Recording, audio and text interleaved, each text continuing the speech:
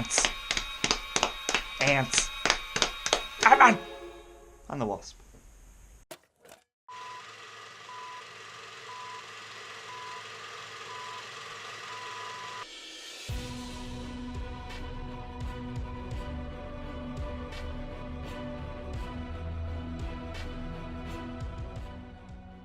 The first Ant-Man movie, which was released back in 2015, was a great palate cleanser after the disappointing bombardment that was Age of Ultron.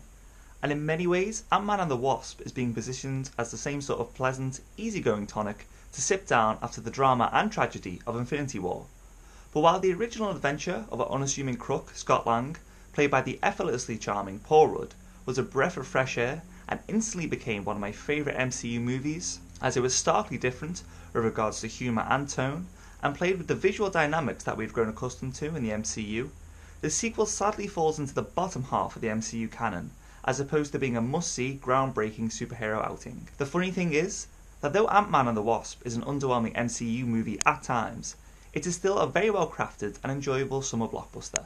As the standards we now all have for Marvel Studios is through the roof, maybe it's unfair to judge and criticise Marvel against its own brand, as opposed to the competition. When you look at the calibre of movie that they can and regularly do make, you can't really blame the audience for wanting more from Marvel. Ant-Man and the Wasp has much stronger narrative ties to 2016's Captain America Civil War, as opposed to Infinity War, as we're reintroduced to Scott as he is counting down the final days of his house arrest, a deal he made with the US and German governments after aiding the renegade Avengers. But due to Scott's involvement in Civil War, Hank Pym, played perfectly by cantankerous Michael Douglas, and daughter Hope Van Dyne, played by Evangeline Lilly, have had to continuously live a life on the run. I suppose you could say the main plot of this movie is Hank and Hope's risky rescue mission to save long-thought lost wife and mother, Janet Van Dyne, the original Wasp, who is played by yet another member of the Hollywood royalty that Disney just keeps on enticing, Michelle Pfeiffer, though his screen time and therefore emotional impact on the movie is incredibly limited and therefore underwhelming. And this leads me on to my main problem with the movie. While most Marvel outings pride themselves on their distinctive genre in order to set themselves apart, you can't say the rescue is the main crux of this movie. One, because not enough screen time is dedicated to this plotline, but two, there is really too much going on. From dealing with the aftermath of the now 2-year-old Civil War movie, to reuniting Scott with Hope and Hank,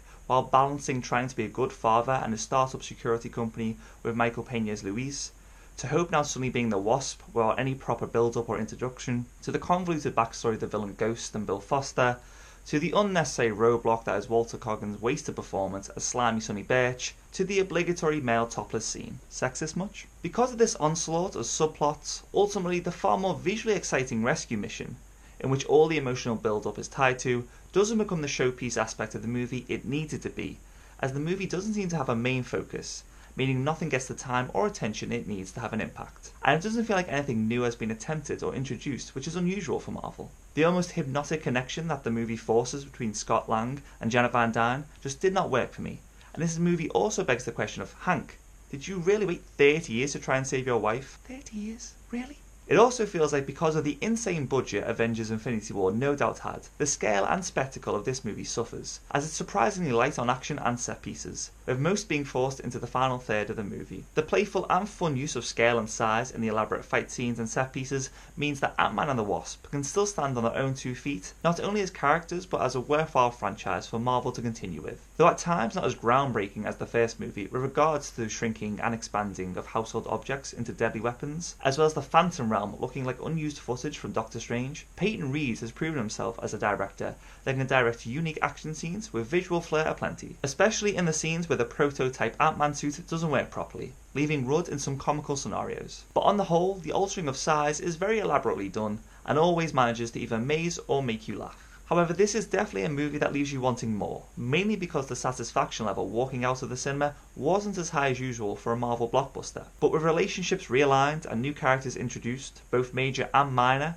such as the comically brilliant and awkward scene stealer Jimmy Woo, played by Randall Park, another installment would be most welcome, though previous fan favourites, such as Luis, are far more hit and miss than in the previous effort. And I'm still wondering whether Marvel will stop wasting a great actor like Bobby Cannavale on such a bland and useless role.